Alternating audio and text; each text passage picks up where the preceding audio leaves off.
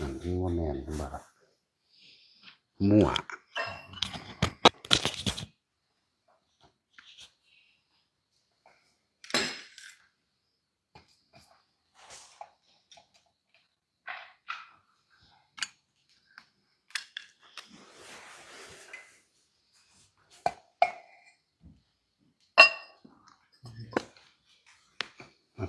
ตัวใดของมันสายมันตัวนี้วะอันนี้มีสักก่อน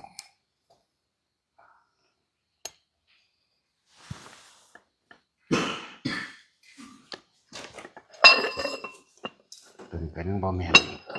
จากไม่มันเป็นตัวใดแต่เก่ามันนั่นนะเว้ยเรามาจัดเอาจังสีเนาะพูดถึงตัวปุ่นบ่ได้ใส่ใจยังบ่ได้ตัวบ่ได้แท้แต่พอมันเป็นขี้เหียนมันน่าขี้เหียน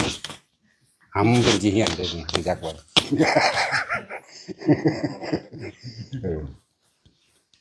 พวกหำเหียนโว้ย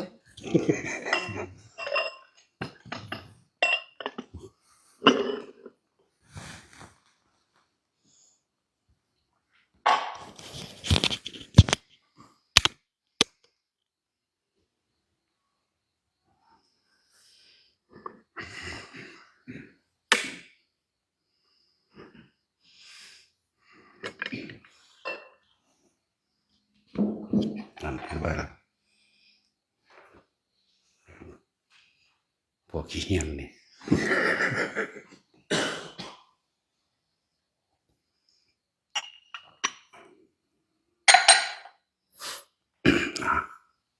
มันผู้ใดให้เป็นขี้เหียนมีหัวหน้าขี้เหียนหนึ่งหำเป็นขี้เหียนลุงตาลักเรียกว่าหำเหียนเด้อนั่นเลยว่าใส่ใจทำโทษใส่ขี้เหียนหนึ่งนั่นบอกนั่นบอกนั่นตั้งบ่าพร้อมมันธรรมดาตั้งเป็นขี้เหียนตั้งเป็นบ่าขายตำบักหุ่งกับปีงไก่ใช่ละเจ้าของปีงไก่วิเชียนได้สูตรมักเราเลยยังได้สิบอกเรื่องตาซ่าตัวหนึ่งนะก็ห้ำเหียนตั้งขี่ถูดพร้อมหมดละไปว่าแต่เหียนธรรมดาทั้งเหียนทั้งถูดทั้งประสาททั้งปวงมีซีว่าเป็นสีเหียนเด้อว่านายสีเหียนก็ลงตะลักเป็นว่าไปเป็นว่ากาวเอาได้ว่าไปรักษาเขาไม่ได้เป็นเขาไม่อายเลยเนาะพูดผู้เป็นมันอยากอายตะลักสีเหียนจากว่าละสินบัดนี้ลงตลาดว่าเป็นหำเหียนตาซาทั้งเป็นขี้ถูดพร้อมบ่ว่าตาเหียนเด้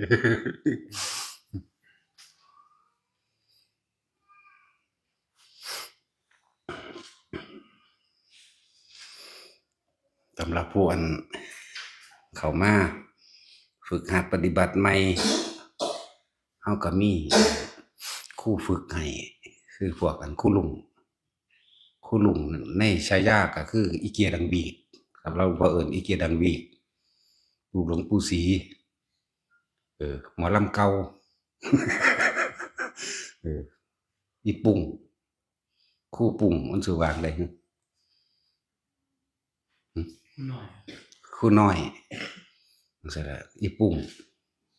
มันปุ่งกลางเด้อซั่นมันเป็นจังซี่นะอีกผู้หนึ่งเป็นไผเนาะครูเป๊ะหน้าใหญ่ๆบ่ยิ้มได้อีห่านี่มันบวชซี่แล้วล่ะ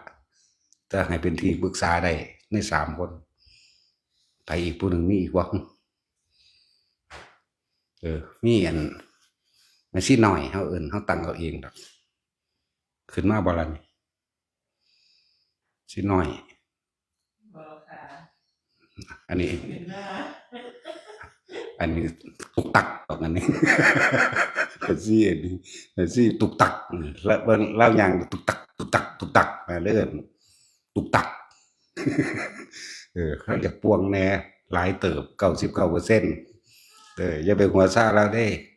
หรือผู้ใดหัวซ่าเป็นบ้าก็เล่าอีกจากคนละผู้ใดเป็นหัวซ่าเนี่ยบ้าก็เล่าอีกเด้ต้องบ้า99%หนึ่งเด้แต่ผู้ใดเป็นหัวซ่า110แล้วสิบอกให้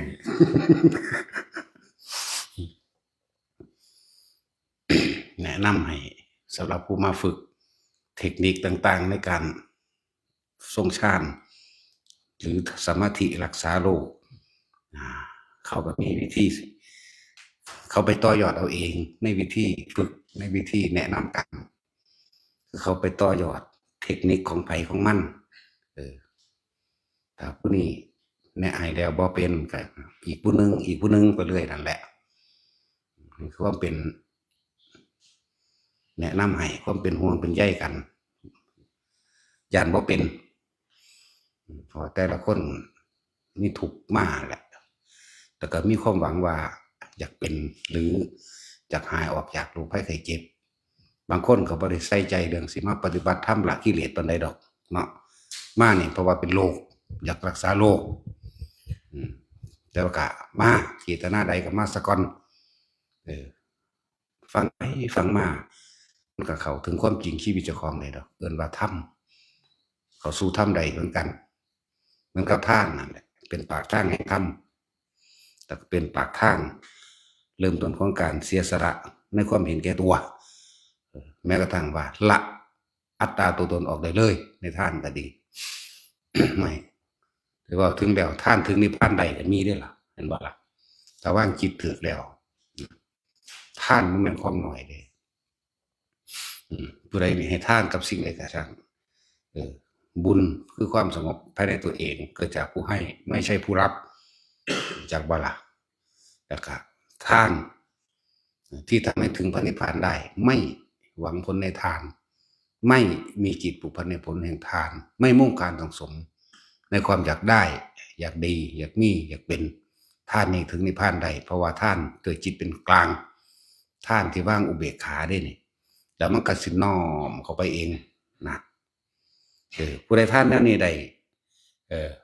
แม่นบ่เฮ็ดแนวอื่นอีกก็ช่างเวลาให้ท่านนั้นได้ก็ช่างบ่มีจิตผูกพันในผลแห่งทานบ่มีการสังสมบ่มีการขอบ่มีการแลกนั่นแหละเขาสู้พรหมกายิกาเด้เป็นพรหมเด้คนว่างจิตเป็นกลางใดขนาดเป็นพรหมเรียกว่าล่ะมันมีอุเบกขาเป็นตัวรองรับอยู่แม้นสิเป็นอุเบกขาตาล่มกับกระสร้างมันก็ไปของมันเองนั่นแหละหลังจากหมดอายุจากพรหมกายิกาก็ขึ้นไปสั้น2สั้น3สั้น4 5 6 7 8ไหลขึ้นไปเลยดีบ่ดีเป็นบรรลุธรรมในระหว่างทำการหมดอายุของพรหมชั้นนั้นนั่นแหละจังว่ายังละโดยภาษาอุปหาจะปะเรนิพาเยจังสิเข้าพระนิพพานท่ามกลางระหว่างก่อนที่จะหมดอายุแห่งพรหมเจ็บอย่างหนึ่งก็คือ พวกเข้านี่ได้อรหันต์ก่อนที่สิอายุ80 ปีบัดก่อนสิตายจังซี่นะเดี๋ยวไปจังซี่แต่คนว่างจิตเป็นแล้วคนท่านที่ว่างจิตเป็นมันก็ต้องเข้าใจธรรมะพอสมควรเข้าใจความจริงเข้าใจถูกเข้าใจเสียสาเหตุแห่งทุกข์ล่ะมันจังท่านเป็นท่านจิตเป็นกลางว่างเป็นเฉยได้นะนั่นบ่ล่ะอยู่ซื่อๆส่วนมากโอ้ยร้อยทั้งล้านอยู่นี่ทั่วโลกเลยครั้งแรกก็ต้องมีการหวังผลในท่านขอนั่นขอนี่แลกนั่นแลกนี่อยากเป็นนั่นอยากได้นี่โรคภัยไข้เจ็บอยากหายเพื่อนั่นบ่ล่ะให้อายุยืนพร้อมเด้นั่นแหละท่านก็เป็นปากทางท่านก็ถึงพระนิพพานได้ก็คือท่านแบบนี้สำหรับคนที่ว่าเป็นทุกข์ใจเพราะว่าป่วยก็มุ่งมาเพื่อสิทำสมาธิรักษาโรคก็มุ่งมาแต่จะเป็นเขาก็แนะนำให้ผู้เขาคือเอาคนที่เป็นเราหายโหลดสอนเหมือนว่าเขาก็สอนได้คือกันแล้วเขาก็เป็นเราหายคือกันแต่ว่ามันหลายก็เลยต้องแยกซอยกันช่วยเหลือแบ่งปันกันคือแม่ชีน้อยคูณนั่นแหละเขาเอิ่นแต่แม่ชีน้อย มันน้อยมันผู้น้อยมันบอกผู้ใหญ่นะกะแนะนำให้ผู้นั้นไปสอนเทคนิคต่างๆให้เพราะว่าเขาเปลี่ยนแล้วเขาหาย เออผู้ได้เป็นโรคผู้นั้นหายกับแนะกันเอาคนที่เป็นจริงๆจากประสบการณ์จริงของเขาเองเขาสู้ความรู้สึกจริงๆของเขาแล้วเขาหายก็เอาผู้จังสันสอนตัวนั่นแหละว่าผู้ใดมุ่งเดินทางมาโดยมีจุดประสงค์ใดก็ตามหาทางออกให้ได้โดยถ้าเป็นโอ้ยป่วยเป็นนั่นเป็นนี่จะฝึกสมาธิรักษาโรคทั้งสิก็ให้เอาผู้เป็นโรคมาก่อนนั่นแหละสอนให้ผู้ทรงชาติจะเริ่มชาติจะเป็นแบบนั้นแบบนี้ก็เอาพวกนี้เขาก็สอนได้คือกันนั่นแหละแต่ว่ามันบ่เหมือนกันตรงที่ว่าคนที่ป่วยเราหายสอนเด้นั่นบ่ล่ะต่างกันเด้อย่างนั้นแล้วคือผู้รู้ธรรมจริงๆผู้เขารู้แกงธรรมแล้วสอนบ่มีพิษได้บัดนี้เพราะเขาเอาความจริงออกกับผู้เอาความจำออกมันคนละอย่างกันเด้คนที่เอาความจำออกแสดงตัวเองก็ยังขาดคะแนนในขณะที่แสดงแล้วก็แถมซ้ำก็สิลงโดยใส่ความคิดเห็นของเจ้าของเป็นตัวสรุปพร้อมนี่คือคนความรู้จำส่วนผู้รู้จริงว่าเป้งเป้งไปเลยบ่ได้สรุปอีหยังแต่ว่าบอกไปเลยแต่เข้าใจเด้พวกฟังก็ดีเพราะว่ามันเป็นประสบการณ์จริงความรู้จริงเป็นการถ่ายทอดสื่อสารด้วยความจริงคนที่ฟังก็เลยเข้าใจง่ายส่วนคนที่เอาความจำบางทีก็ไปสรุปให้เขาเนาะ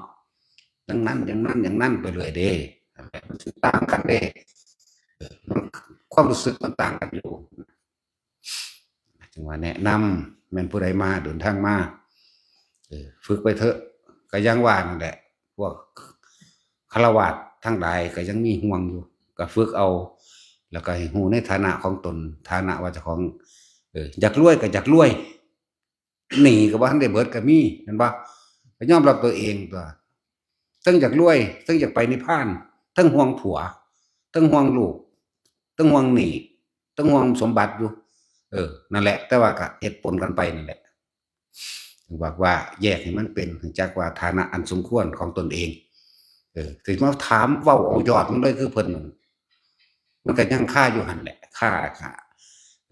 ากิจการคืออยากรวยอยู่ค่าลูกนี่ลูกบ่ทันได้ตั้งตัวได้บ่ทันได้มีฐานะอันมั่นคงว่าเด้เนาะนั่นแหละต้องยอมรับตัวนี้นำเด้จึงบอกว่าเฮ็ดไปเถอะฝึกไปเรื่อยๆอาจสิพูดถึงตามนั่นแล้วที่พุทธเจ้าเพิ่นแสดงว่าฆราวาสเป็นหนทางที่คับแคบแต่ว่าก็ต้องมันก็คับแคบนั่นแหละคับแคบอยู่แต่ว่าเฮาก็ฝึกไปนั่นแหละเป็นการสั่งสมแม่นบ่ล่ะการสั่งสมเอาเด้อนะ นิพพานก็อยากไปอยากเอาอยากรวยก็อยากรวยแบบอยากสมบูรณ์แบบไปเลยไหมแล้วก็อยากเอาลูกเต่าล้อหลานเอาผัวเอาเมียเอาพ่อเอาแม่เอาหลานเหลนหล่อนหิวกันไปเบิดนี่ความคิดของเขามันยังมีแนวนี้อยู่แหละมันก็คือพวกนักบวชที่เขาย่ำนักหนาไว้ตัดออกพวกบวชก็จะบวชไกลบ้านเดี๋ยวก็ญาติมาเดี๋ยวก็ผู้นั้นมาเดี๋ยวก็ผู้นี้มามันสิภาวนาหามันหยังแม่นอยู่สถานปฏิบัติก็ตามเดี๋ยวก็ผู้นั้นมาหาเดี๋ยวก็ผู้นี้มาหาเนาะสั่นแหล้วญาติมาหมู่มาได้บัดนี้สารพัดเด้พวกไปอยู่บ้านมันสิไปภาวนาหามันหยังมันบ่ซั่นไปหาพ่อหาแม่ไกลพ่อไกลแม่ไกลญาติพี่น้องไกลนั่นไกลนี่พ่อแม่ก็บ่จักทีบจักแดนหยังเด้อยากให้พี่น้องได้ทำบุญนำว่าซั่นดีบ่ดีไปทำบาปนำกันหั่นเห็นบ่ล่ะว่าซั่นแล้วบ่จักพระวินัยบ่จักวินัยบัญญัติดอกเฮ็ดไปตามใจเจ้าของเข้าใจว่าเข้าใจเอาเองสิได้บุญหามันอิหยังแล้วสิมีเวลาบ่ก็สิปฏิบัติเต็มที่คือครูอยู่ไกลตาบ่เห็นหูบ่ได้ยินเข้าใจว่ามันไกลบ้านมันคิดไปเอ้านี่เพิ่นก็สั่งสอนแสดงอยู่ตลอดเพิ่นก็เตือนอยู่ตลอดเนาะนั่นแหละในเมื่อเฮานี่ตัดสิ่งเหล่านั้นออกมามันจะเหลือแต่ความคิดความอะไรอันนี้เป็นหยังกูคือบ่ฝึกหัดปฏิบัติตนเองไปตัวอีหยังขอวัดปฏิบัติหมู่พวกเขาเฮ็ดให้เบิ่งสิมาเหงามาง้อเจ้าของบ่ล่ะ พื่อนกัลยาณมิตรทั้งหลายก็ส่งเสริมกันส่งเสริมกันคอยตักเตือนกันบ่แม่นเขาด่าเด้เนาะ ถ้าเขาเว้าความนั้นความนี้ให้เขาตักเตือนนั่นมันว่าเขาด่าก็บ่แม่นอีกแล้วแล้วมันกำลังติดหยังอีกนะนั่นแหละหนทางนี้ต้องถิ่มทุกอย่างแต่ว่ายังอยากเอาทุกอย่างไปนำมันไปบ่ได้ตัดออกบ่ได้อยากรวยก็อยากรวยผัวก็อยากเอาไปนำเมียก็อยากเอาไปนำนั่นบ่ล่ะลูกหลานก็อยากเอาไปนำหนี้ก็อยากเบิด มันต้องยอมรับสิ่งเหล่านี้ดูว่าในฐานะของตนก็เฮ็ดไปนั่นแหละดีก็บ่มีที่พักใจเนาะที่พักจิตที่พักใจที่พึ่งอันประเสริฐเนี่ยคือธรรมนั่นแหละคือความจริงแล้วก็ยอมรับมันแม้นบ่ยอมรับมันก็คมได้อยู่เนี่ยก็ค่อยคมแล้วไว้มันตัดขาดทีเดียวมันก็ยากต้องสั่งสมมานานคือว่าถ้าเฮาบ่สั่งสมตอนนี้ไปสั่งสมตอนใดนั่นแหละจังว่าให้แต่ละคนค่อยๆเฮ็ดไปให้มันรู้ในฐานะหมู่ภิกษุสงฆ์ทั้งหลายก็อย่างต่ำก็มันได้จัก12ชั่วโมงในการทรงฌานในการอยู่กับตัวเองรู้ลมหายใจมั่งอยู่ในความรู้สึกตัวเองในกายมั่งมันก็เกิดบ่ได้เท่านั้นไปอยู่จังซั่นอยู่ตลอดส่วนพวกมันก็ยังมีห่วงหลายอย่างอยู่อยากนำลูกเรียนบ่ทันจบรถก็อยู่ไฟแนนซ์ที่ดินก็อยู่ธนาคารเนาะหลายอย่างว่าแต่ละคนค่อยๆสั่งสมไปแต่จิตใจเด็ดเดียวเด็ดขาดแล้วหมายถึงความตายบ่มีความหมายความป่วยบ่มีความหมายความเจ็บบ่มีความหมายคือเฮาบ่ให้ค่ากับมันเลยออกธุดงค์ผู้เดียวโลดจังซี่นะพุ่งออกไปโลดบ่ได้สนใจว่าสิกินอยู่แบบใดเอาตายเข้าว่าเอาตายเข้าแลกเป็นหรือตายบ่มีความสำคัญบ่มีจุดมุ่งหมายใดๆทั้งสิ้นเพียงแค่รักษาลมหายใจนี่รักษาความรู้สึกนี่อยู่ในกายเวทนาจิตเวทนากายให้อยู่ในนี่ล่ะจิตหนึ่งเพ่งอยู่ในธรรมของเจ้าของเลยนะกินอยู่จังใดเขาบ่คำนึงคำนวณดอกไปเลยแล้วจังซั่นต้องตาผู้สิหวังเอาเต็มที่ของมันก็ดีแต่ว่าก็ยังว่าค่อยๆศึกษาไปคือว่านั่นแหละอย่างน้อยเฮาก็บวชออกมาแล้วจะเน้นย้ำอยู่เสมอเด้บวชเข้ามาแล้วให้ศึกษาพระวินัยเด้อนั่นคือข้อปฏิบัติของเฮาเป็นเครื่องรักษาเฮาให้แคล้วคลาดปลอดภัยจากหลายอย่างเด้แม่นบ่ล่ะแคล้วคลาดปลอดภัยจากใจของเฮาเองนั่นแหละบ่ได้แคล้วคลาดปลอดภัยจากผู้อื่นมาทำลายดอกแคล้วคลาดปลอดภัยจากใจเฮาเองความคิดของเฮามันก็ฟุ้งซ่านมันก็คิดเป็นไปตามความเคยชินในปกติวิสัยทางโลกเนาะความเห็นแก่ตัวความอยากได้ดีมีเป็นความตำหนิความนินทาความหลายๆอย่างที่มันชินมากบัดนี้เฮามาศึกษาพระวินัยแล้วเฮาฮู้ได้บัดนี้อุ้ยอันนี้ก็เฮ็ดบ่ได้อันนี้ก็ทำบ่ได้อันนี้ก็กินบ่ได้อันนี้ก็ยืนบ่ได้กินน้ำก็ต้องนั่งกินเหนียวก็ต้องนั่งเหนียว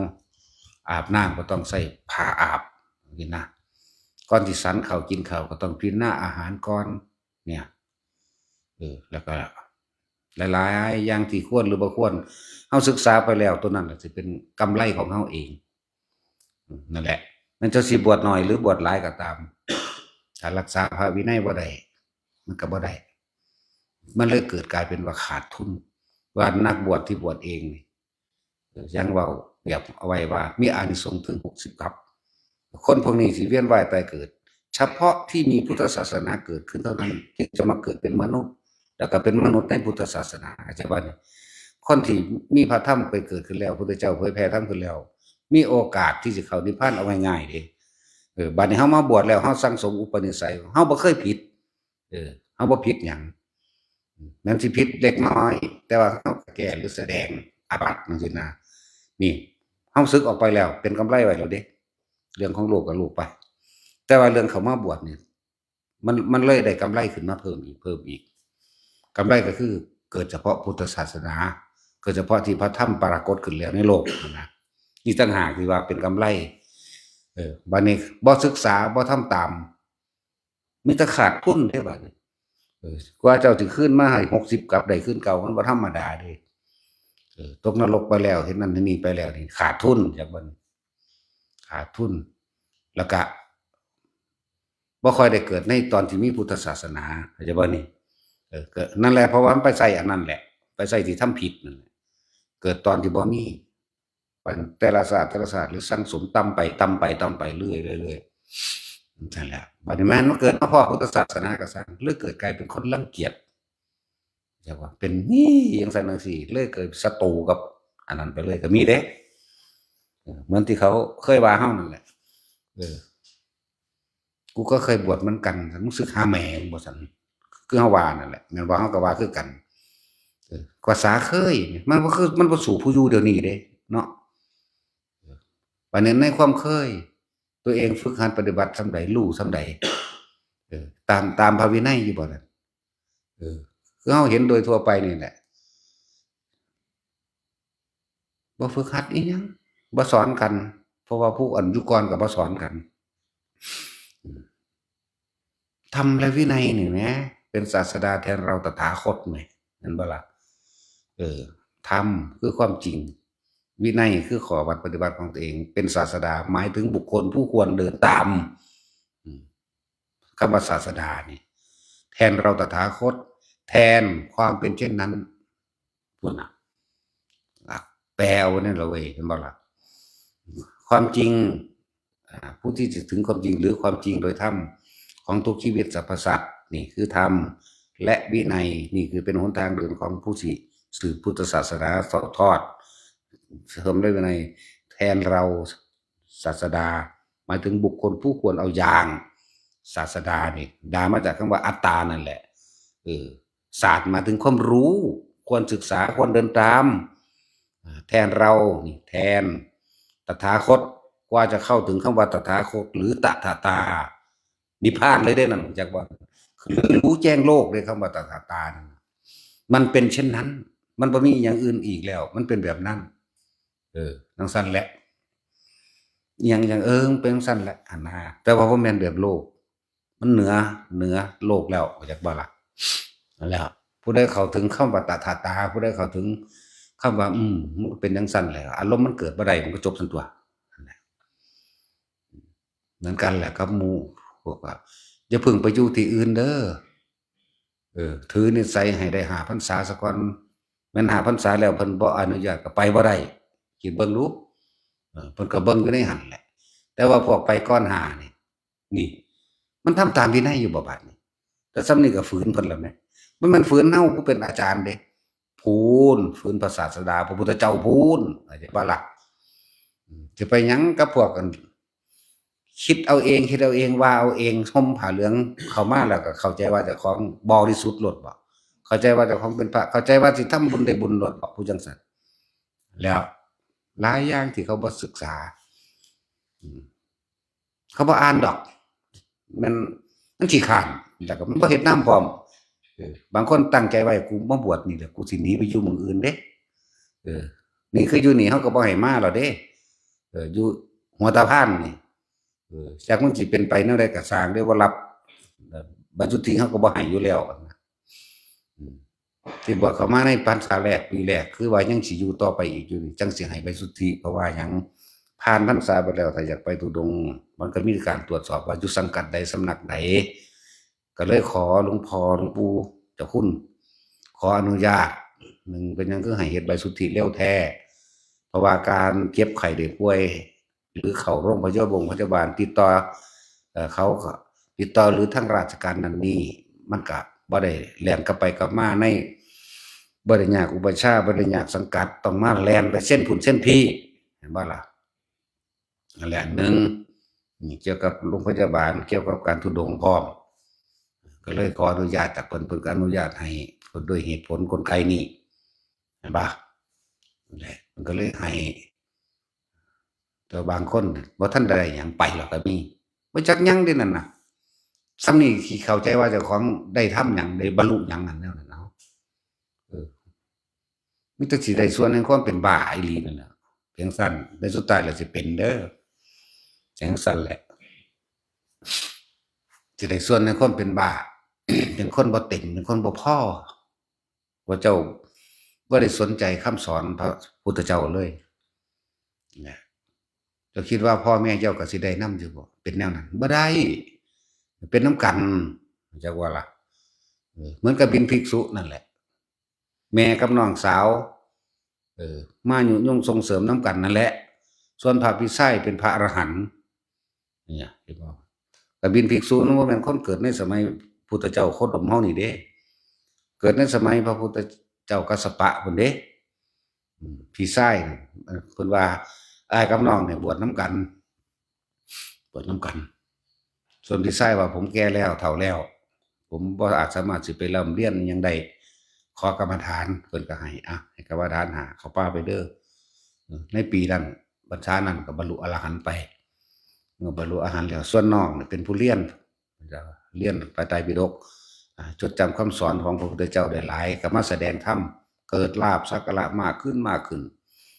แม่ก็เห็นแก่โลกแก่ได้น้องก็เหมือนกันกับมาทั้งน้องก็มาอยากได้นั้นอยากได้นี่เอาไปมากับพลิกแปลงแพ่งพลิกคำสอนออก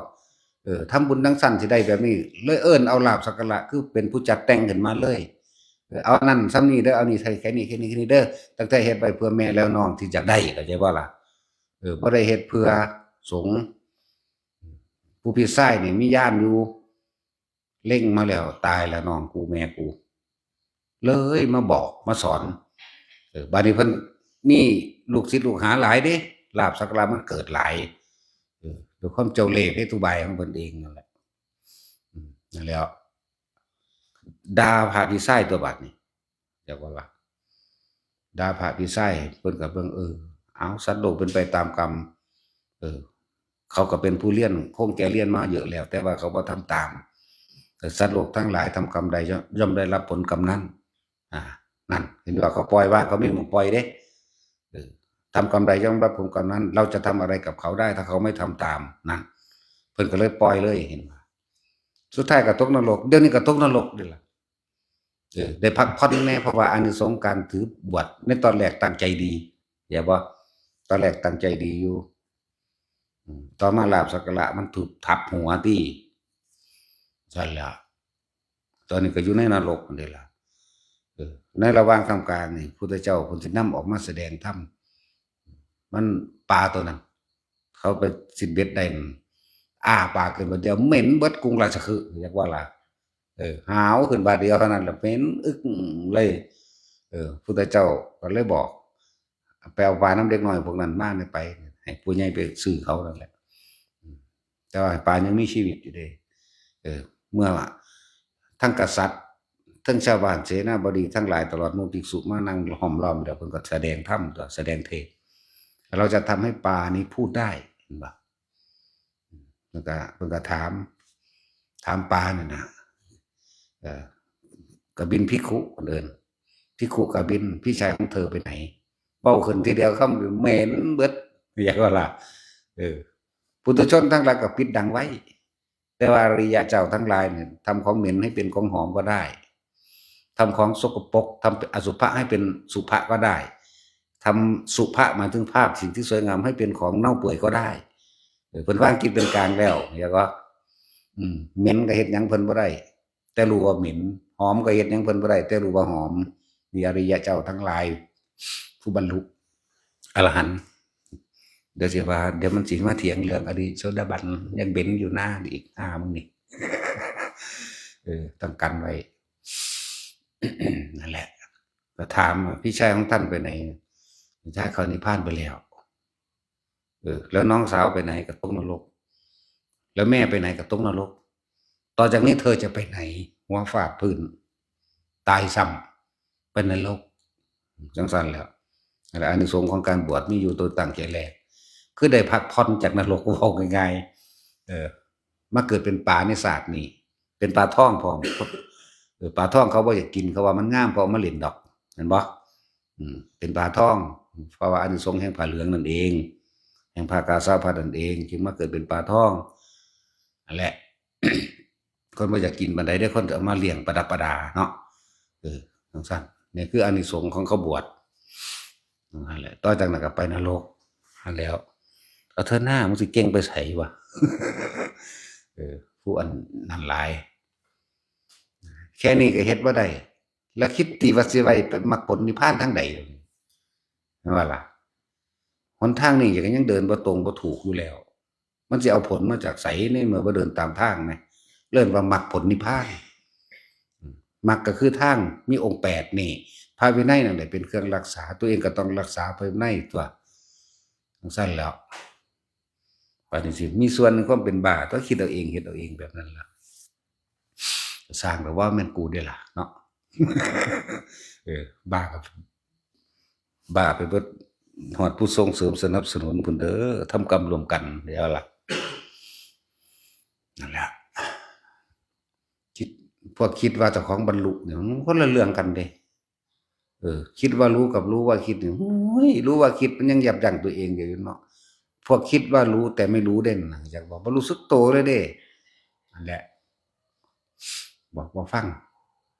มึงก็อยู่ฮอดสะพานรู้สึกแล้วบ่มันเป็นบ้าแล้วบ่แต่ว่าเขาว่ามันต้องบ้าอยู่แล้วนะพวกนึงก็กำลังสิบ้าหรือบ้าไป50%นั่นแหละ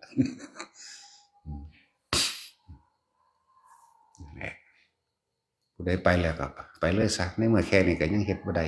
ใจสิขาดบ่เนาะแล้วก็บอกเตือนไว้ผู้ใดคิดเข้าใจแนวนี้เด้อผู้ใดเข้าใจว่าบวชแล้วกูสิไปอยู่หั่นกูสิไปอยู่นี่อย่ามาบวชนี่เข้าใจบ่อย่ามาบวชอยู่นี่ให้5พรรษาซะก่อนจังไปขนาดแต่พรรษาน้อยเขาเจ้าให้ไปธุดงค์เขาเจ้ายังตำหนิอยู่เด้แต่ว่าในพระวินัยในพรรษาเดียวก็ให้ไปได้แต่ทุกมื้อนี้เขาเจ้าบอกตำหนิแต่ว่าเฮาบ่ได้สนใจทุกมื้อนี้เฮาสนใจพระพุทธเจ้าบวชแล้วนั่นเรือนว่างนั่นภูเขานั่นถ้ำเงื้อมผาพวกเธอทั้งหลายไปจงไปหลีกปีกวิเวกเห็นกายนั่นแหละจงไปทำสมาธินั่นแหละคูขาเข้าตั้งกายตรงดำรงสติให้มั่นรู้ลมหายใจเข้าออกนี่คือพระพุทธเจ้าเอาตามพุทธเจ้าแต่เขาเจ้าก็ตำหนิมากก็ฟังอยู่นั่นแหละเป็นหยังคือจังให้มีใบสุทธิได้พรรษาไปก่อนจังให้แล้วก็ถามเบิ่งซะก่อนสิสึกหรือบ่สึกนำนะแต่ว่าไปเรื่อยๆก็เอาให้แต่ว่าอยากไปธุดงค์ก็เฮ็ดให้เฮาก็ยังรับผิดชอบอยู่เจ็บไข้ได้ป่วยมาบอกว่าอยู่สังกัดนี้เด้อก็ตามกันตัวบัดนี้เรื่องการดูแลรักษาพยาบาลคือทำเต็มที่ของเฮาเองนั่นแหละก็ทำเต็มที่เบิ่งกันเจ้าต่อไปจังซั่นแล้วเฮาบ่เอาเด้บาดนี่บ่เบิ่งเด้คือขาดออกแล้วญาติผู้ปกครองบ่ได้บัดอีกผู้หนึ่งเจ้าคณะเห็นบ่ซั่นต้องไปตามมาจังซั่นแล้วในธรรมยุทธ์หรือมหานิกายถ้าปฏิบัติเหมือนกันเหมือนมาสมมุติว่าเฮามาอยู่นำกันเหมือนกันเฮาบ่ว่าหยังแต่ว่าถ้าไม่เหมือนกันเฮาก็ต้องว่าเป็นธรรมดาเนาะมันบ่มีความจริงมันบ่มีคนตั้งขึ้นคนก็ยึดพร้อมบัดนี้มหานิกายก็ตำหนิธรรมยุทธ์ก็ตำหนิมหานิกายที่จริงมันบ่มีดอกแต่ว่าถ้ามาอยู่ร่วมกันแล้วเนี่ยบ่ทำข้อวัดเดียวกันก็อยู่ร่วมไม่ได้มันก็เลยต้องมีการเว้าแบบนี้เข้าใจบ่ล่ะก็เลยต้องมีการแยกแยะเอ้ามหานิกายมาอยู่นำเฮาก็ตั้งหลายองค์อยู่เดะล่ะเขาเจ้าปฏิบัติแบบนี้มาตลอดนะจนก็มาอยู่นำเฮาตั้งหลายองค์เนาะข้อวัดเดียวกันได้บัดนี้มันจึงบ่มีธรรมยุทธ์และมหานิกายแต่ว่าถ้าข้อวัดบ่เดียวกันแล้วมันจึงมีก็จึงแยกออกนั่นแหละคือว่านั่นแหละพระผู้ใหญ่เพิ่นก็ตำหนิมาอยู่ติงมาอยู่นะจังซั่นก็เรื่องของผู้ใหญ่อัน ก็ยกไว้ในแต่ว่าก็ขึ้นอยู่กับเหตุผลกลไกของมันเด้ก็บ่แม่นว่าสิทำตามทุกอย่างเพราะว่าเฮามีผู้ทำตามอยู่แล้วพระวินัยเฮาทำตามพระวินัยตัวนี้เป็นหลักธรรมและวินัยนี่เป็นหลักส่วนพรรษาหลายหรือมีตำแหน่งหยังก็สร้างถ้าว่าเพราะเฮาอยู่ในประสบการณ์เฮาอยู่เป็นคนที่อยู่ในพื้นที่รู้จักอุปนิสัยเห็นบ่เขาสิมาว่าแนวใดก็สร้างก็คืออยู่ในวิสัยทัศน์ของเฮาบ่ค่อยตามไปทุกอย่างเด้อันนี้ขึ้นอยู่กับความจริงที่เฮาค คุกคีกันเขาลงพื้นที่จริงประสบการณ์เหตุการณ์คนไปอยู่ในเหตุการณ์บ่รู้ธรรมะตำหนิจังใดก็สร้างเขาผสมบางหันแต่เขาสิสนพระวินัยนี่ก็ล่ะนี่ต่างหากจะสิเป็นไผก็สร้างก็บ่เงิดนะจังซั่น เฮาเงิดพระพุทธเจ้าเฮาย้านเข้าใจบ่ล่ะย้านอยู่ผู้เดียวนั่นแหละอีพ่อใหญ่บัวแล้วก็ตายไปแล้วเลยบ่มีผู้ย้าน อีพ่อใหญ่ผู้มันก็ตายแล้วอีพ่อใหญ่บัวก็ตายแล้วเลยบ่ย้านไผแต่ว่าย้านอยู่เดินพระพุทธเจ้า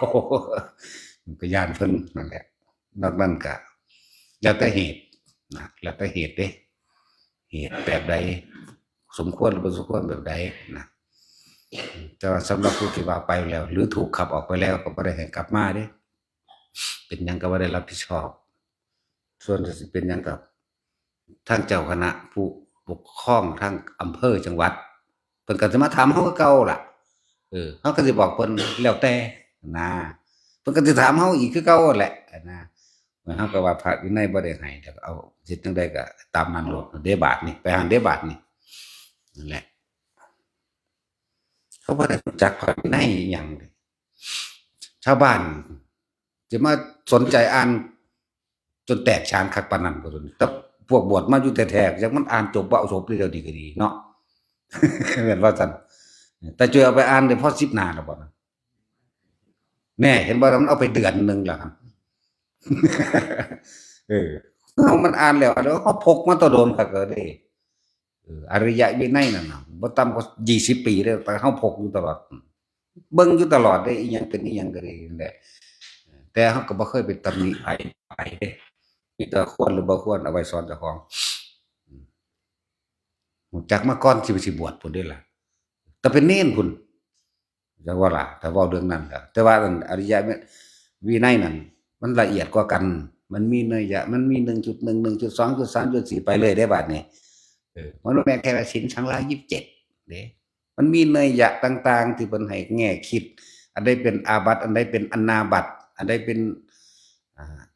ต้นบัญญัติอันใดบ่เป็นต้นหรืออันใดนั่นแหละไปศึกษาเอาเอง จื้อบ่ได้เบิดดอกเขาก็รู้ 2,000 กว่าพุ่นนั่นแหละ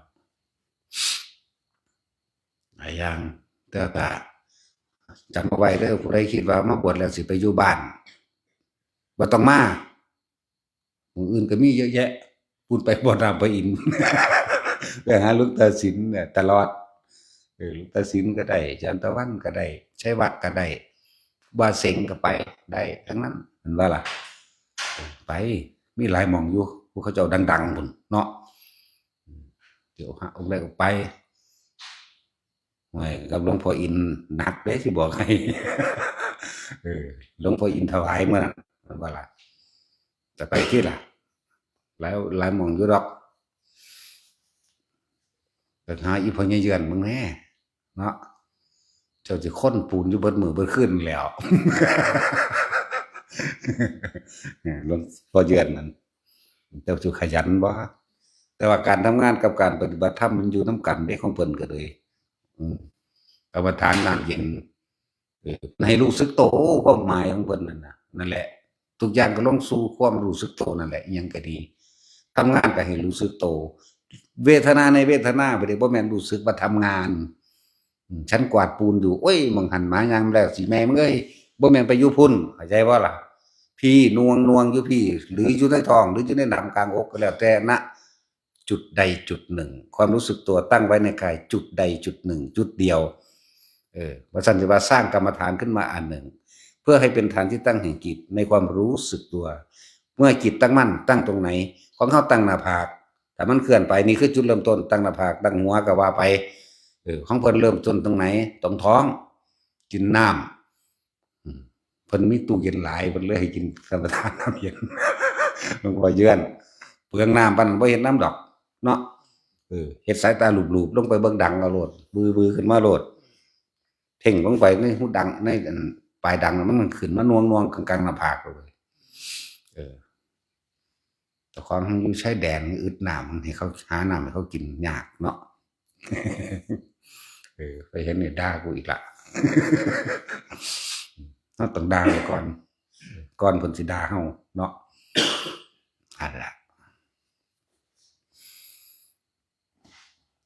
ผู้ใดเดินทางมาตรงนี้สิมาโดยเจตนาใดก็ตามคนมันเป็นทุกข์แหละทุกข์เพราะเป็นโรคก็มีทุกข์เพราะว่าเป็นหนี้หนักกว่าอีกเป็นหนี้ก็มีบางที่เรียกว่าเหตุแห่งการเจริญซึ่งโภคทรัพย์ในเบาโดยแปลโดยภาษาบาลีบ่ทับศัพท์ให้ก็คือนี่แหละการเจริญฌานด้วยอานาปานสตินี่เองบางคนก็ทุกข์ยากค้าขายบ่ดีบ่ได้เพราะว่าตัวเองมันเบิดบุญคนเป็นเบิดบุญเฮ็ดหยังก็ล่มเหลวล่มละลายบ่มีสติบ่มีความสงบภายในตัวเองเอาความโลภออกหน้าเอาอารมณ์เป็นใหญ่พวกนี้ความโลภออกหน้าอารมณ์เป็นใหญ่ไปติดต่อค้าขายมันก็ศูนย์ขึ้นรถแต่บ่ได้ดังใจที่เจ้าของเขาบอกผิดตับผิดใจใส่กันนะบางที่ก็เป็นเรื่องเป็นเล่าวไปบางที่ก็บ่สมหวังในการจะไปตั้งมังค่ามังขายนั่นนี่ต่างคนก็มาเพราะความอยากรวยก็มีก็มาฝึกเอาพวกเจ้าอยากรวยพวกก็มาฝึกเอาเหตุแห่งความสมปรารถนาเป็นที่มาแห่งความเจริญซึ่งโภคทรัพย์ด้วยอานาปานสติเขาก็สอนให้อยู่ได้ล่ะมารูปแบบใดเขาก็แนะนำให้แล้วก็ให้เฮ็ดเอาเองได้ว่ามันให้เพิ่นเฮ็ดให้เด้เพราะอันนี้เฮ็ดหยังให้ไผบ่ได้เด้บุญก็เอาให้บ่ได้ก็ยังว่าอยู่เอาบุญให้บ่ได้ดอกเอาบารมีให้บ่ได้ดอกเอาขนมน้ำเนยให้ได้อยู่เป็นก้อนนั่นเอาเงินก็ให้ได้อยู่แต่ว่าจะมาขอดูหลายตอนนี้มันบ่มีเนาะจะเอิ้นตะกันมาขอเงินหลายหางคนบ่จักหยังเลยมาขอเอาดื้อๆนี่เนาะมาเฮ็ดไว้เอาเองซะก่อนแน่เนาะมันออกดอกหลายอยู่ดอกถ้าพวกเจ้าเฮ็ดก่อนอยากได้หยังก็เฮ็ดเอาซะก่อนแน่เนาะคนที่การเงินการงานกิจการต่างๆบ่เจริญบ่รุ่งเรืองบ่เป็นไปตามที่ตัวเองหวังไว้เพราะพวกเจ้าบ่มีความสงบบ่มีบุญบุญคือความสงบเด้อคำว่าบุญนี่สงบทั้งภายนอกสงบทั้งภายในถ้าภายในสงบแล้วหมายถึงใจบ่ฟุ้งซ่านบ่เร่าร้อนกังวลกระวายคนข้างๆก็สงบคือกันเลยเอิ้นว่าภายนอกสงบภายในคือภายในใจของเจ้าของเวลาสิไปติดต่อค้าขายการงานที่ไหนก็ช่างนะมันกะข่มความรู้สึกโกรธหรือไม่พอใจได้มันก็เลยยังพอได้เขายังพอได้พิจารณาอยู่ว่าเดี๋ยวสิติดต่อไปเด้ออยู่เห็นบ่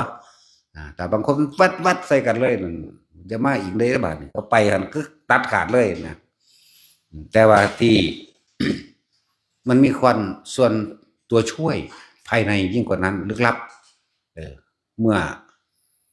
ทรงชาติเจริญชาติเป็นได้แล้วบารมีมันเกิดบุญมันเกิดความสงบมันเกิดสามารถที่จะอุทิศบุญกุศลนี้ให้กับเจ้ากรรมนายเวรหรือสถานที่ที่จะไปติดต่องานได้มีจากบ้านเราให้จะไปติดต่อบริษัทนี้หรือคนไปติดต่อบริษัทนี้หรือไปสอบณสถานที่แห่งใดแห่งหนึ่งการได้ยินได้ฟังธรรมเป็นประโยชน์แต่ตนแล้วขอพระทานบุญกุศลกรรมดีนี่คือกรรมดีที่เขาเห็นอยู่นี่เรียกว่าการปฏิบัติกรรมฐานนี่ขอพระทานบุญกุศลกรรมดีที่ข้าพเจ้าทำนี้จงถึงแด่บริษัทนั้นเทวดาตลอดทั้งลูกเทวดาที่อยู่อาศัยในบริษัทนั้นก็ว่าไปจะว่าหลักภูมิเทวดาลูกเทวดาที่อาศัยอยู่ณสถานที่แห่งนั้นขอท่านทั้งหลายจะรับส่วนจะมีความสุขเถิดสาธุพอมันที่เป็นของมันเองดอกโดยบ่ต้องว่าคอยผู้ขาใดเด้อคอยผู้ขาใดเด้อบ่ต้องว่าขอข้าพเจ้าจงสมหวังบ่ต้องว่าเอาไปเถอะอุทิศไปบุญกุศลตัวนี้ให้อุทิศไปจากว่าล่ะเดี๋ยวเขาสิซอยของเฮาเองดอกตัวเองก็สงบดีแล้วคนอยู่ในหันบุกะปุมมะอยู่ในหันเขาก็รู้สึกว่าได้ส่วนบุญสถานที่แห่งนั้นเลยเกิดกลายเป็นที่เป็นมงคลเป็นความสงบบัดนี้คนใจเย็นกับคนใจเย็นคุยกันมันก็น่าจะได้กว่ากันแม่นบ่ทุกสั่นตัวหนึ่งตัวเฮาเป็นผู้มีบุญแล้วสงบเย็นภายในเฮาแล้วเฮาก็แผ่หรืออุทิศไปตรงนั้นได้แล้วนี่เขาก็เย็นเหมือนกันก็คุยกันง่ายขึ้นนี่แหละ บ่จำเป็นต้องไปเฮ็ดเพื่อขอให้ข้าพเจ้าจงติดต่องานได้บ่ต้องว่ามันสิเป็นของมันเองเพราะว่าเฮาวิตกไว้ข้างในแล้วเข้าใจตัวล่ะเจตนาจุดหมายมันมีอยู่แล้วแต่ว่าอย่าไปซ้ำอย่าไปออกปากขนาดนั้นนะเปรียบเทียบ3เดือนเดือนที่4ก็เริ่มเห็นผลหมายถึงการฝึกทรงฌานเจริญฌานด้วยอานาปานสติตัวนี้นั่นแหละเรื่องว่าเหตุแห่งความเจริญซึ่งโภคทรัพย์ก็มาฝึกเอาหลายคนที่เปิดห้างร้านกิจการร้านค้าตัวอย่างหนึ่งคือยายฝ่ายภาษาร้านเย็บผ้าทั่วไปซื่อตัดเช็ดชุดบูติกชุดนักเรียนชุดนั่นซื่อตอนนี้มันเป็นจังไดบัดนี้หยิบนำกับว่าท่านมีแต่หม่องใหญ่ๆไปติดต่อหั่นบ่ล่ะการบินไทยไปติดต่อหยิบชุดพนักงานการบินมันน้อยบ่บัดพนักงาน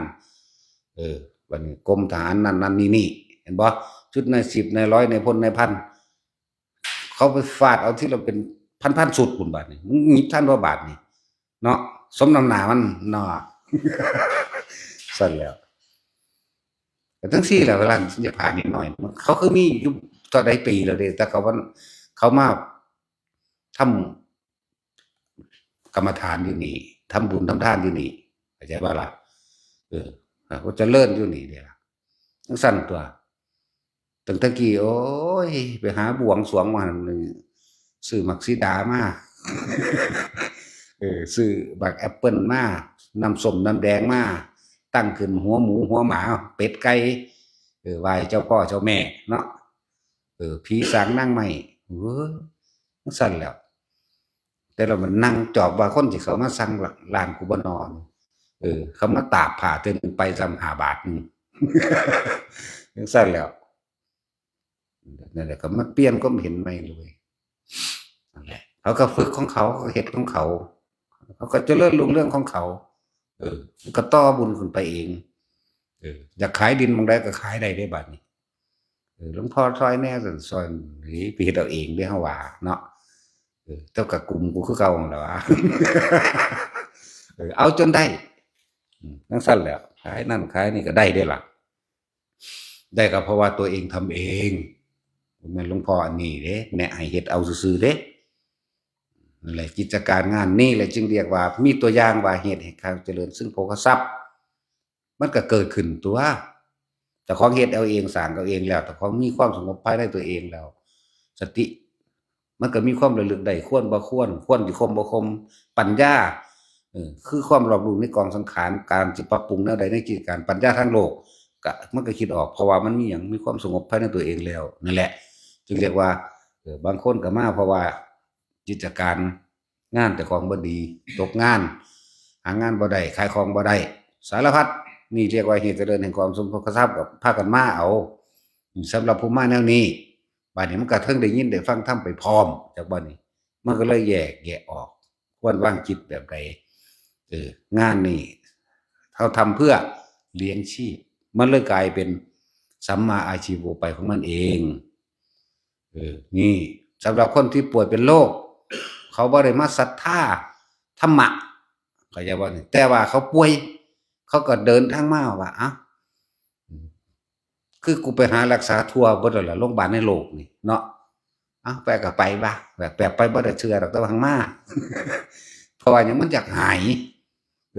มาแล้วเฮาก็แนะนำให้เหมือนเดิมนี่แหละดูลมหายใจเข้าออกเด้อตั้งตรงนี้ได้สักวันเด้อฝึกไปยืนเดินนอนนั่งชินชำนาญดีแล้วดึงเอาอาการปิติแบบนี้มารักษาตัวเองเอาภาวนาปิติทำให้กายโยกกายสั่นมันสั่นไปได้บัดนี้เอาแขนโยกแล้วให้สะเทือนปรับธาตุก็ให้ธาตุลมก็เป็นปกติดินน้ำไฟลมเป็นปกติแบบนี้มันก็ค่อยรักษามันหายของมันเองดอกนี่คือบุคคลที่มาด้วยไร้ที่พึ่งทางไปเหมือนกับมะเร็งระยะสุดท้ายหมอเขาก็บอกแล้วว่าตายแน่เจ้านี่อยู่ได้อีกเท่านี้เดือนเด้อเท่านี้มันก็เบิดบ่งไปกำลังใจก็เหี่ยวแห้งบางคนแค่ได้ฟังว่าเจ้าเป็นมะเร็งได้ก็สลบไปเลยเบิ่งดูหั่นแม่นบ่ล่ะก็อีหยังมันสิวางใดดอกอีหยังอยู่นี่แหละมันคิดบ่ออกหรอก เอียงล่ะเมื่ออีหานี่มันสิวางได้คืออีเกียบนั่นแหละมันศูนย์ได้บัดนี้มันคิดบ่ออกหรอกต้องด่าซะก่อนมันก็อยู่นี่แหละภาษาเขาว่าโลกนั้นโลกนี้ซื่อๆสลบ2เทื่อ3เทื่อเบิ่งดูเนาะมึงตายคือเก่าแล้วบ่เป็นโรคก็เลย บ่หาแต่เป็นตัวมันก็ตายคือเก่าอยู่เนาะแล้วเมื่อมาแล้วได้ยินได้ฟังธรรมมันก็คอยข่มจิตข่มใจคอยยอมรับเข้าใจบ่นี่คอยยอมรับไปเลยว่าก็แม่นความหลวงพ่อว่าเด้เนี่ยแต่ว่ามันก็บ่ยอมรับนำนั่นแหละถึงยอมรับแล้วบ่ยอมรับนั่นแหละคือบ่ทันได้อาจสามารถรับได้เห็นบ่ก็ยังจะฝืนว่าสิบ่ป่วยบ่ตายอยู่นั่นล่ะบ่ป่วยก็ตายคือเก่าล่ะนาว่าเท่านั้นดอกนะที่สุดท้ายมึงต้องตายนั่นก่อนก็ค่อยเข้าใจความจริงธรรมะในชีวิตและธรรมะเข้าเป็นอันหนึ่งเดียวกันแหละก็ค่อยลงมาตัวนี่เฮาก็เอาตัวอย่างบุคคลจริงเด้นี่มาเว้าให้ฟังนี่บ่ได้เอาบ่ไปเอาอยู่หม้องอื่นเด้เอาที่เฮารู้เห็นสัมผัสได้คุกคีกันอยู่นี่แหมเห็นบ่ล่ะลางเทื่อเว้าดูหลายก็ด่ามัน อยากเศร้าหลายโอ้ยอีหามึงตัวไปเฮ็ดเอาตัวบัดนี้แน่จังซั่นแหล้วจังซั่นตัวด่าในใดธรรมะเข้าใจบ่จังซั่นตัวจะสิรับได้หรือว่ารับบ่ได้แม่นบ่ล่ะบ่ได้ให้รับหรือรับเข้าใจบ่ด่านี่ก็เลยบ่ได้ให้รับได้แต่ก็บ่ให้รับได้หรือบ่ให้รับได้นี่ก็คิดเบิ่งสูสิรับเฮ็ดหยังเนาะนั่นแหละนี่คือพวกป่วยพวกเบิดโรงพยาบาลรักษาแล้วเงินก็หลายพ้นดอกห่วยมีเงินแสนเงินล้านก็บ่มีความหมายเด้ถ้าร่างกายบ่แข็งแรงไปหาซื้อเอายาหมองขาวตาลิ่งถือลูกศรเอาความจริงเอาแนวป่วยงับอยู่นั่นน่ะคนนั้นเข็นไปเข็นมาแต่ว่ามีเงินแสนล้านพุ่นมีความหมายหยังล่ะมึงบ่อยากได้เงินดอกมึงอยากเศร้าเนาะอันนี้ก็เหมือนกันที่มันมานี่มันก็บ่ได้อยากได้ธรรมดอกมันอยากเศร้าบ่มันอยากหายจากโลกแล้วมันสิไปสู่กับกิเลสต่อสู้จังไดสู้ก็บ่สู้มันดอกสู้ก็เที่ยวเวียนว่ายตายเกิดเป็นทาสของการกิเลสเป็นทาสตัณหาอยู่นี่มานานับอสงไขยนั่นล่ะล้านๆโกรธอสงไขยพุ่นธรรมดาบ่ตั้งแต่เพิ่นเกิดแต่เกิดจนนี่ตกนรกขึ้นสวรรค์เปรตสัตว์เดรัจฉานเวียนอยู่นี่ขึ้นสวรรค์จัก10ครั้งตกนรกจังล้านๆครั้งพุ่นธรรมดามันเทียบกันบ่ได้ดอกนี่แล้ว เสียน้ำตาหลายก็ทะเลอยู่นี่เนาะให้น้ำคนหักแล้วก็ให้น้ำคนสร้างความเด้บ่ไหนแต่ละคนหักเด้เพราะว่ามีความรักแล้วมันจึงมีความเกลียดจักบ่ล่ะซั่นตัวเหมือนกันแหละพวกติดดีแม่นบ่ดีมันบ่ติดมันก็มาอยู่นำกันแหละหลายอันนี่สำหรับพวกที่ว่าสมาธิรักษาโรคก็มา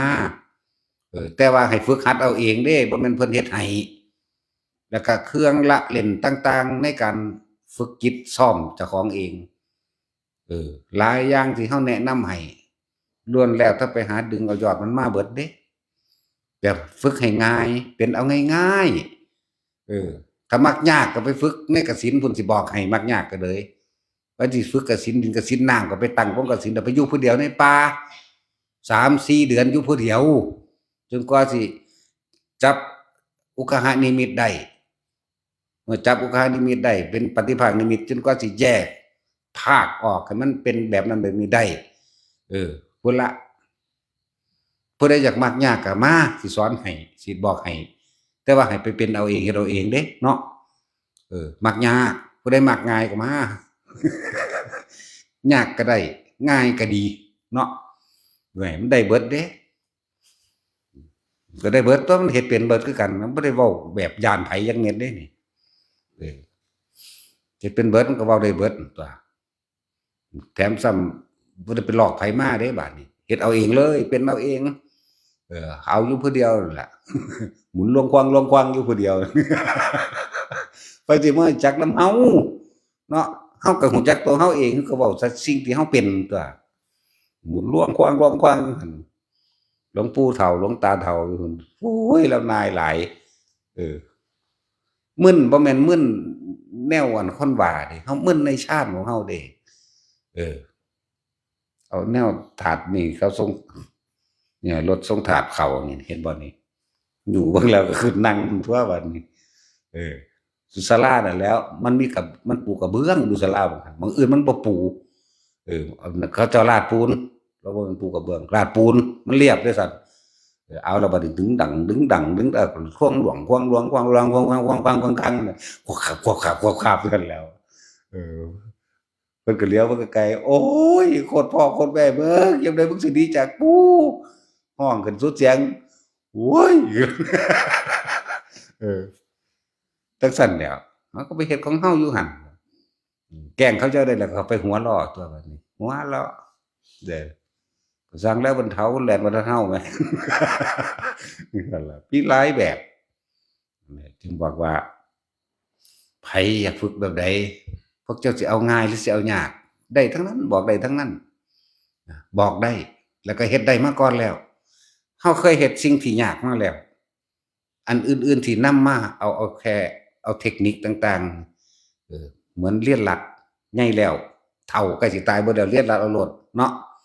ก็เลยสอนเรียนรัดให้เดี๋ยวนี้เฮ้ยของผู้หนึ่งมันเฮ็ดมาแต่น้อยเป็นตาแต่บ่ทันรู้จักหยังนั่นแหละเรียนรัดเอาเพราะว่าอยู่นี่มันเป็นรุ่นแรกเบิดแล้วแรกหยังเอา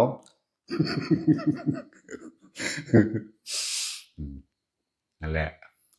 รุ่นแรกพวกแยกฝาโลงจากบ่นี่พวกนี้มีแต่สิตายเบิดแล้วเรียนรัดเอาโลดอยู่ในร่มอยู่ในอุณโลมโลดนี่มันรวบยอดมันอยู่นี่โลดต้องไปอีหยังมากนั่นแหละสมาธิรักษาโรคสิเขาก็ดึงเอาอาการปิติตัวนี้สื่อว่าจังซี่ความรู้สึกเป็นแบบนี้เขาก็บอกได้เบิดถึงความรู้สึกพุ่นเนาะมันสิไปต่างกันเด้อต่างแต่คำเว้ามันสิได้ความหมายเดียวกันแต่ความรู้สึกเดียวกันคำเว้าอาจจะคือเขานี่แหละคำว่าหน้าผากนิ่มๆนวลๆบางคนก็ว่าโตนๆเนาะบางคนก็ว่าเป็นตึงๆบางคนก็ว่าเป็นบ้อนๆนะหรือเพิ่นว่าเป็นยาวๆโตนๆพวกขอนแก่นว่าเป็นยาวๆเป็นโตนๆออกมาพะนะก็ภาษาเขาอีกผู้หนึ่งก็ว่าเป็นปลาดุกบ่อนมีหลายแบบกันดอกเขาก็ว่านิ่มๆนวลๆเย็นเข้าไประหว่างกระดานหน้าผากอันนี้ภาษาเขาว่าภาษาเฮากันเดียวกันนั่นแหละบางคนว่าตึงๆก็ว่าไปอีกบางคนว่าเป็นปวดๆได้บัดน่ะอ้าวเฮาก็ไปปวดคือขี้เข็บตอดนี่บ่บ่แน่จังซั่นแหละเว้ยหลายศัพท์ซื่อๆนะสำหรับผู้ต้องการนี่สมาธิรักษาโรคก็มีอยู่นี่แหละเหตุแห่งความเจริญซึ่งโภคทรัพย์ก็มีอยู่นี่แหละสอนได้เบิดอยากฝึกกสินใดก็สิบอกให้ถ้ามักยากก็สิฝึกแนวยากๆให้ถ้ามักง่ายก็สิเฮ็ดแนวง่ายๆให้ก็สิบอกให้เฮ็ดเอาเบิดเด้นี่บ่แม่นเฮ็ดให้เด้บอกให้บอกทางให้เนี่ยเครื่องละลิ้นต่างๆอธิษฐานกระดาษเข้าผ่าออกผ่าก้อนหินเข้าผ่าออกผ่าปากกาเข้าผ่าออกผ่าใหญ่ขึ้นเป็นหมอนเป็นขวดน้ำเอาไปมาจนตัวเองออกได้ตัวพุ่นน่ะจนว่าสามารถไปหันมานี่ได้โดยตนเองโดยบ่ต้องไปอาศัยสิ่งใดไม่ให้ขึ้นรถไม่ให้ขึ้นเครื่องบินไปไม่ให้เดินไปมันก็ยังสามารถทำได้ก็มาฝึกเอาตัวแม่นบ่ล่ะเจ้าของฝึกบ่ได้เพิ่นสิไปบอกผู้ใดได้เดี๋ยวนี้จังซั่นแหล้วบ่ว่าสิเป็นอิหยังอุปมฆาปีติทำให้กายน่ะลอยขึ้นหัวแตกอยู่แล้วต้นผักกูอยู่นี่ก็เลย ลอยขึ้นส้นพุ่นแต่ใครอยู่ดอกมันต่ำๆหนึ่ง แล้วมีเบิดหัวแตกก็มีเดียงก็มีขึ้นขาเดียวก็มีเขาฝึกของเขาโอ้ยขึ้นขาเดียวก็มีเด้ขึ้นคือกบก็มี ขึ้นคือกบเมฟขึ้นก็มีโอ้ยเนาะมันจะมีหลายรูปแบบเออธรรมดาคนบ่เคยเป็นมันก็ต้องโตเตไปมั่งแล้วเว้ยที่แรกไหมเห็นบ่ล่ะก็เป๋ไปมั่งแล้วเว้ยเลอะเทอะทะไปมั่งฝึกเข้าดูเข้าเฮ็ดชินเฮ็ดชำนาญเฮ็ดเป็นแล้วบ่อยากเฮ็ดหยังเด้บัดนี้ซื่อๆอยู่บ้านนี่นั่นแหละหลายแบบ ในการฝึกของละเล่นเด้นี่บ่แม่นของจริงเฮ็ดเล่นๆการคือมื้อนี้บางคนก็ถามหาประโยชน์มันซั่นมาเฮ็ดเป็นซะก่อนมึงสิฮู้ดอกประโยชน์มันกูบ่ป่วยจักเทื่อก็แล้วกันถ้าเว้าอยู่นี่จักบ่ล่ะบ่เป็นหยังอีกว่าสิตายกูตายเอาโลด บ่ป่วยหยังบ่เป็นหยังอีกบ่จักได้หยังหังได้เนาะจังซี่แล้วเฮ็ดก็เห็นอยู่นี่แหมเนาะภาษานอนถึงเฮินสิจักแม่งหยังลูกเขาอีห่าว่าแต่เทียบเอาแต่ผลประโยชน์มันทำแล้วได้อะไรเห็นไหมได้หิแม่มึงเด้อสั่นเนาะสั่นว่าด่าก่อนโลดเด้จังสั่นเด้มาฝึกเอาซะก่อนมาเฮ็ดตัวให้เจ้าของเป็นเอาเองซะก่อนจังว่าเขาเพราะว่าเราบ่ได้ให้เชื่อเด้นี่ที่สอนมาทั้งเบิดแนะมาทั้งเบิดนี่หลักของพระพุทธเจ้าเบิดเด้บ่ได้ให้เชื่อแม้ตายเห็นบ่ให้เชื่อแม้หูได้ยินบ่ได้เชื่อแม้กระทั่งความจริงที่ไปเป็นเองก็ยังบ่ให้ไปถือเอาอีกเด้ขนาดนั้นเด้ภาษายังกรรมตายเห็นเฮาเว้าอยู่แค่นี้คุกคีกันอยู่ในนี่ยังบ่ได้ให้เชื่อเด้จนกว่าเจ้าของสิเฮ็ดเองเฮ็ดเป็นเอาเองเอาไม้เอาผ้าเอากระดาษใหญ่ขึ้นเอาฮอดเจ้าของออกได้พุ่นเอาขอนไม้บักใหญ่ทดลองเบิ่งสักก่อนแหน่ล่ะเว้ยเนาะเอาส่ำขาโต้ยยาวจักพี่เม็ดหนึ่งพุ่นกิ่งไปกิ่งมาลองเบิ่งมันออกบ่เอาพวกของนั้นใหญ่ๆขึ้นตัวก้อนหินมันได้ทั้งนั้นนะก็มาฝึกซะก่อนตัวบ่แม่นมาคำนวณเอาคิดเอาแต่เหตุผลเจ้าของตันกะเจ้าของของเฮาเล่นอยู่นี่โอ้ยจนว่าขี้คร้านแล้วจนว่าบ่เฮ็ดหยังดักกูจอบกระดาคนอย่างเดียวสิมีอีหยังวะแล้วมาเฮ็ดเบิ่งตัวปิตินี่เฮาดึงเอาปิติออกมาใส่งานปิติ5นี่มันบ่แม่นแค่5เด้ปิติน่ะมันหลายกว่านั้นบาดนี่อันมันบ่แม่นแค่มีในเฉพาะหนังสือแม่นบ่ล่ะ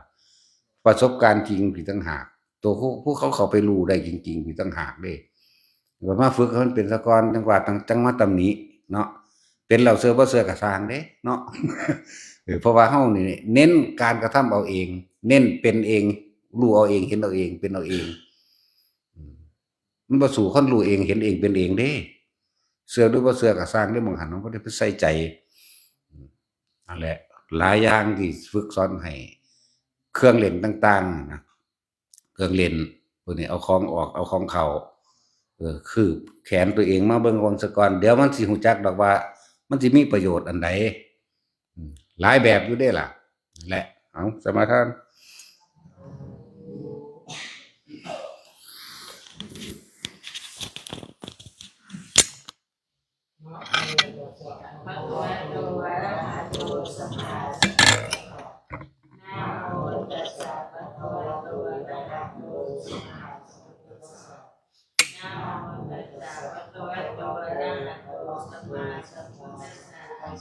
อิมาหังภควาอัตตะภาวันอุหากังบริจักชามิข้าแต่องค์สมเด็จพระผู้มีพระภาคเจ้าข้าพุทธเจ้าทั้งหลายกายถวายชีวิตแด่องค์สมเด็จสัมมาสัมพุทธเจ้าข้าพุทธเจ้าทั้งหลายพระรัตนบารมีพระเจ้าทุกพระองค์ข้าพระเจ้าพุทธเจ้าทุกพระองค์พระธรรมพระอริยสงฆ์ทั้งหลายอาจารย์ทั้งหลายสืบกันมาพ่อแม่ครูอาจารย์ตบวรนะสัมพุทธเจ้าได้โปรดยกจิตข้าพเจ้าขึ้นสู่ภาวะพระกรรมฐานทั้ง40ทัศพระปิติทั้ง5วิปัสสนาญาณทั้ง9มาบังเกิดปรากฏในกายถวายในวจีถวายในมโนถวาย